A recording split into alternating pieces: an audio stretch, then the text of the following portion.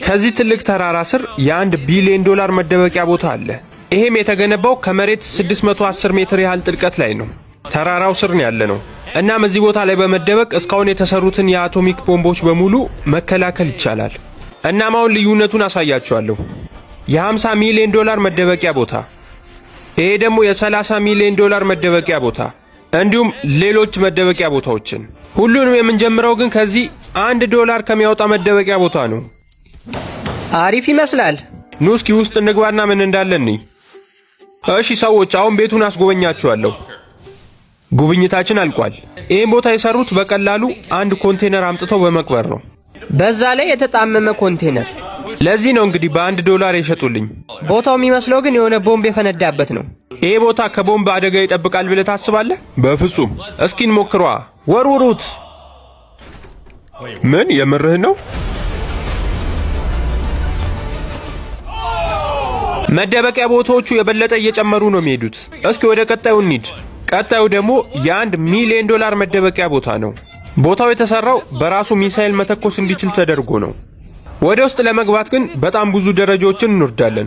ከዛም 3100 ኪሎ ግራም ያህል የሚመዝነውን በር ከፈትን። እረ በለው፣ ይሄ በር እንዴት ነው የሚከብደው! ፈጣሪው፣ ይሄን ቦታ ፊልም ላይ ያየሁት መሰለኝ። ይሄ ሁሉ ነገር የተገነባው ሰዎችን ከቦምብ ፍንዳታ ለመጠበቅ ነው። ከዛ ደግሞ ለጥቃቱ መልስ መስጠት ይቻላል፣ በሚሳኤል ማለት ነው። አሁን የቆምንበት ቦታ ዙሪያውን በሙሉ በጣም በጠንካራ ብረቶች የተሸፈነ ነው። ተመልከቱ፣ እነዚህ 8 ስፕሪንጎች፣ እነሱ ናቸው ቤቱን ቀጥ አድርገው ያዙት። ይሄ ቦታ ከ50 ዓመት በፊት ነው የተሰራው። እናም የሚሳኤል ኮማንዶች ቢሮ ነበር። አሁን ግን ይሄ ሰውዬ ምርጥ መኖሪያ ቤት አድርጎታል። እናም ሰውየው ቀድሞ ራሱን ለ3ኛው የዓለም ጦርነት አዘጋጅቷል። ግን እንዴት ፈቀዱልኝ ይህንን ለመግዛት? ኧረ ሻወርም አለው። እንዴት ነው የጓደኞቼን አስተሳሰብ ከሌሎች እዚህ ለጉብኝት ከሚመጡ ሰዎች ጋር ስታነጻጽረው?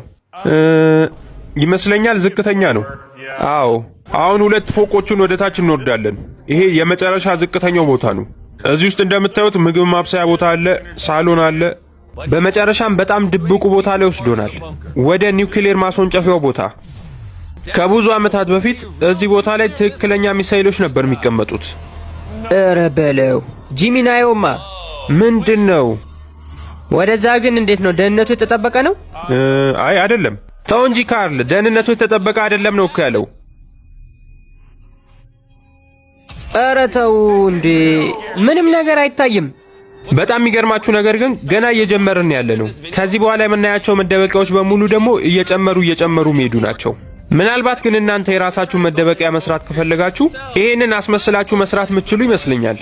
አሁን ከላይ ነው የቆምነው እና ምንም የሚያስታውቅ ነገር የለም። ግን ከስራችን 3 ሚሊዮን ዶላር የሚያወጣ መደበቂያ ቦታ አለ። በሉ እስኪ ተከተሉኝ። እንኳን ደህና መጣችሁ። የሆነ ሰውዬ ጓሮ ላይ የሰራው መደበቂያ ቦታ ነው። እረ በለው፣ በጣም ይገርማል። በጣም ደህንነቱ የተጠበቀ ነው። ከላይ ረጅም ሜትር ያህል ኮንክሪት ነው የተሞላው። እቺ ክፍል ደግሞ ዩቲዩብ መሰራባት ናት። ምናልባትም ይሄ ቦታ ለምን 3 ሚሊዮን ዶላር ይገባዋል ካላችሁ፣ ምክንያቱም ይሄ ዩቲዩበር እዚህ ቦታ ያስቀመጣቸው እቃዎች በጣም ብዙ ናቸው። እናም የተለያዩ ሙከራዎችን ይሞክራል። ይሄ ከኋላ የምታዝለው እሳት የሚተፋ ነገር ነው። እዚህ ጋር የምታየው ደግሞ እጅ ላይ የምታስረው ነው። ከዛ በኋላ ይተኩሳል።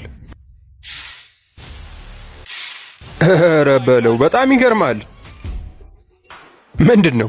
ምን እየሰራህ ነው? ና እስኪ አንዴ ወደዚህ ና።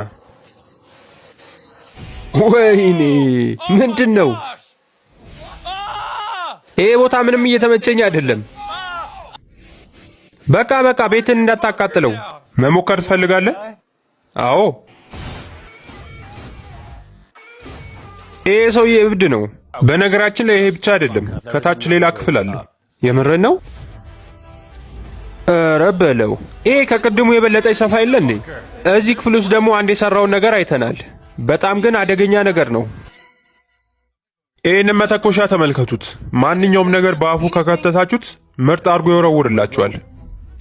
ልወረውረው ነው? እሺ ቶሎ በላ። ይኸው አሁን ወረወርኩት። አረ ቶሎ በል እባክህ። በማንኛውም ሰዓት ሊተኩሰው ይችላል። አረ እባክህ ቶሎ በል። ወይኔ እብድ የሆነ ሰውዬ ነው። ይሄ ቦታ የተሰራበት ምክንያት ራስን ለመከላከል ነው ብሏል። ነገር ግን ይህንን ስመለከት ራስን ለመከላከል እንደሆነ አጠራጥሮኛል። ይሄ ቀበቶ ነው እና ማንም ሰው ወደ እኔ መጠጋት አይችልም። ሰውዬ ተው፣ እባክህ አጥፋው እባክህ።